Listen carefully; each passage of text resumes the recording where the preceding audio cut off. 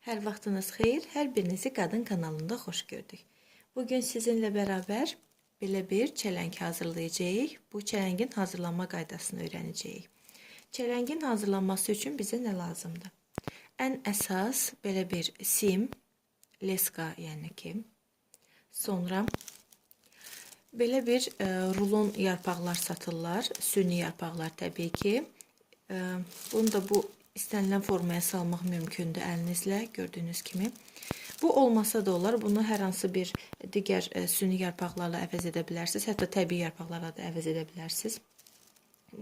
Artıq sizin öz zövqünüzə qalıb, mən bunlardan istifadə etdim. Müxtəlif süni güllər, əgər saya edəcəksinizsə, bir rəng edəcəksinizsə, mənim kimi bir rəngdən istifadə edəcəksiniz. Müxtəlif rənglərdən də bir-birinə uyğunlaşdırıb istifadə edə bilərsiniz. Süni güllər və bu cür belə aksesuarlar da əlavə edə bilərsiniz. Amma əsas bizə lazımdır sim, belə bir yarpaq, süni güllər, yaşıl izolenta, qayçı və yapışqan.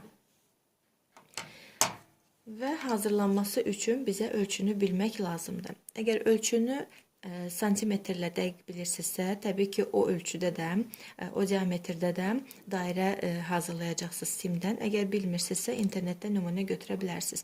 Misal üçün, böyük insanların başının ölçüsü 57 santimetrdir, yəni standart ölçüdür. Bu ölçünü də götürə bilərsiniz və yaxud da özünüz elə bunu kiminsə, yəni başının ölçüsü ilə uyğunlaşdıra bilərsiniz. Və belə bir dairə hazırlayacaqsınız. İndi mən ölçünü dəqiqləşdirəcəm və dairəni hazırlayacağım. Hazır bu modelin üstündə də hazırlaya bilərəm, öz başımın ölçüsündə də hazırlaya bilərəm. Dairəni hazır etdim.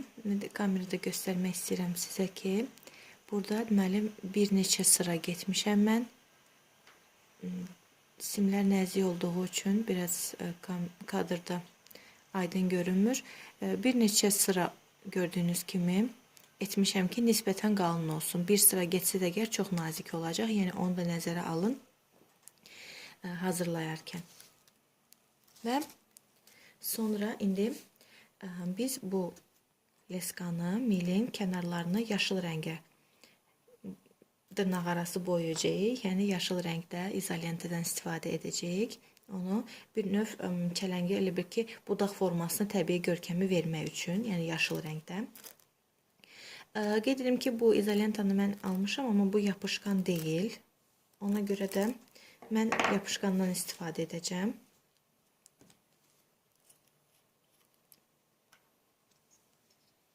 Belə bu formada.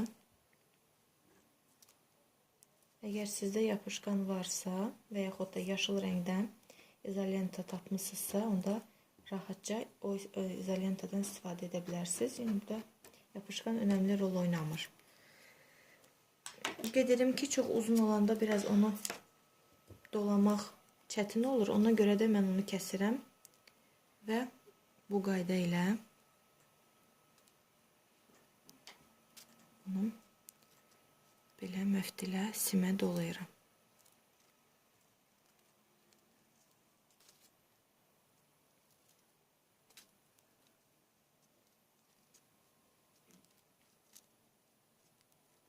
İstəsəniz 2 sırada gedə bilərsiniz, istəsəniz 1 sıra gedə bilərsiniz. Əgər sizdə güllər bir-birinə sıx yerləşəcəksə, çox qısa məsafədə yerləşəcəksə və yaxud da mənim kimi bu cür yarpaqdan istifadə edəcəksinizsə, onda sizdə alt hissədə, aşağıda izolenta çox görünməyəcək, diqqəti yayındırmayacaq. Ona görə də siz cəmi 1 sıra gedə bilərsiniz. Gördüyünüz kimi, məndə digər çələngdə heç bir yaşıl izolenta hiss olunmur. Simdə görünmür. Ona görə də mən cəmi 1 sıra getmişəm. Çünki bu yarpaq özü kifayət qədər sıxdır və asanlıqla simin üzərini örtür. Ona görə də cəmi 1 sıra getmişəm və kifayət edib.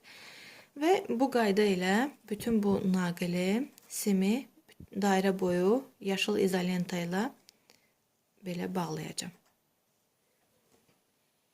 Və gördüyünüz kimi bu qaydada bütün simi dairəvi formada yaşıl izolenta ilə hördüm. Və indi növbə yarpaqlarındır. Qeyd etdiyim kimi, məndə yarpaqlar gördüyünüz kimi çox sıxdır və içində onun da sim olduğuna görə istənilən formanı ala bilir. Ona görə də bu mərhələdə artıq mən yapışqandan istifadə etməyəcəm. Bunun özünü elə həmin dairəyə dolayacağım. Sadəcə bu da böyük olduğuna görə bunu da kəsəcəm ki, mənə rahat olsun onu. Bu qaydada. Süni yarpaqlardan istifadə etsəz, o zaman yapışqandan istifadə etməyiniz məsləhətdir. Möhkəm olsun, yapışsın. Və yaxud təbii yarpaqlarda həmçinin və yaxud başqa yarpağı əvəz edən nə eləsə, nədənsə istifadə etsəz, onların hamısını yapışqanla yapışdıra bilərsiniz. Və belə sıx qaydada, sıx olmaq şərti ilə bu yarpaqları da çələngin gördüyünüz kimi çələngin başına hörürəm.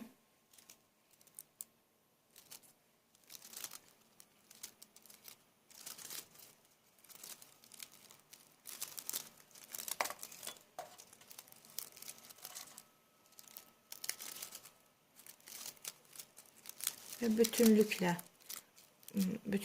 bu çələngin hamısını bu yarpaqla belə dolayacağım. Amma onu da qeyd edim ki, bu sim olduğuna görə siz hər dəfə işləyəndə və hər dəfə onun üzərinə nəyisə əlavə edəndə belə dolayanda bu formasını dəyişəcək. Ona görə də tez-tez bunu əlinizlə dairəvi formaya salmağı unutmayın. Tamamilə görkəmini itirməsin deyə. Bu qaydada çələngi yarpaqlarla bəzədik. Gördüyünüz kimi heç bir burada nə simdən bir əsər əlamət var, nə də ki altdakı yaşıl izolentada. Və indi keçirik əsas hissəyə, yəni çələngin bəzənməsi hissəsinə. Bu artıq təbii ki sizin öz zövqünüzcə olacaq. Mən sizə sadəcə ideya üçün deyirəm və sadəcə sizə qaydanı başa salmaq üçün göstərirəm. Deməli, mən çəhrayı rəngdə güllərdən, süni güllərdən istifadə edəcəm. Sadəcə bunları elə bağlanıb ki, buradan açmaq çətindir. Ona görə də bunu buradan kəsəcəm. Deməli, burada məndə süni gülün ucunda məftil var və mən o məftillə çələngi bəzəyəcəm. Gülü məftil vasitəsilə bərkidəcəm. Amma məsləhətdir ki, gülü bura yapışqanla yapışdırasınız. Elə də həm möhkəm olacaq, həm də ki uzun ömürlü olacaq. Mən sadəcə indi kamera qarşısında çox zaman itirməmək üçün bu üsula əl atıram. Yəni sadəcə məftil vasitəsilə bərk edirəm. Bir-birinə sıx da edə bilərsiniz. Bu cür aralı da edə bilərsiniz, əgər arasında nə isə sizdə başqa bir aksesuar bəzək olacaqsa. İstənilən əlinizin altında olan bəzək məhsullarından istifadə edə bilərsiniz. İstər süni gül olsun, istər zərlər olsun, yarpaqlar olsun. İri güllər, kiçik güllər, heç bir fərq etmir. Gördüyünüz kimi burada məndə böyük güllər də var. Yəni mən bunu böyük güllə də bəzəyə bilərdim, amma düşündüm ki, o artıq biraz yaxşı görünməyəcək. Və çəhrayı gülləri ara məsafəsi qoymaq şərti ilə bütün bu çələngin bu hissələrini də yerləşdirəcəm. Və bu qaydada hazır etdim. Və də əlavə olaraq bu güllərdən istifadə edəcəm. Bunu da ucu gördüyünüz kimi məftillidir. Ona görə də mən burada da yapışqandan istifadə etmirəm. Sadəcə olaraq məftilli bu qaydada çələngi dolayıram. Qeyd edirəm ki, məftil də yaşıl olduğu üçün çələngdə itir. Çələngin üzərində rənglər bir-birindən seçilmir. Və ona görə də yapışqana həqiqətən də ehtiyac qalmır. Deməli, bu qayda ilə güllərin arasından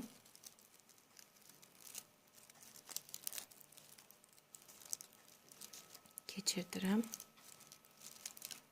Bu arada formasını da dəyişir. Yapışqandan istifadə etmədiyimə görə güllər də istiqamətini dəyişə bilir. Onu da əlimlə düzəldirəm. Qeyd etdiyim kimi burada yapışqan çox yaxşı olar yapışqandan istifadə etsəz. Yəni bunu nəzərə alın.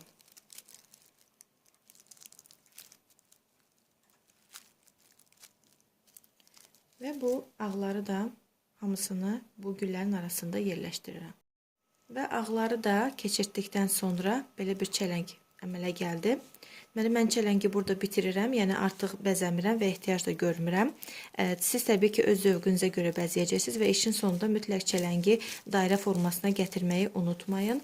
Və yapışqandan istifadə etməyi də unutmayın. Qeyd etdiyim kimi, mən sadəcə çox zaman almasın deyə yapışqandan istifadə etmədim. Siz isə mütləq ondan istifadə edin ki, güllər həm bir istiqamətdə baxsın, həm də ki, yerində möhkəm otursun. Və gerisi əlbəttə ki, artıq istəsəz başqa cür bəzəyə bilərsiniz, davam edə bilərsiniz bəzəyə, istəsəz də mənim kimi bu cür üsuldan istifadə edə bilərsiniz. Bu video sizə sadəcə çələngi hazırlama qaydasını başa salmaq üçün hazırlanmış video idi. Ümid edirəm ki, işinizə yarayacaq, siz də belə gözəl çələnglər hazırlaya biləcəksiniz.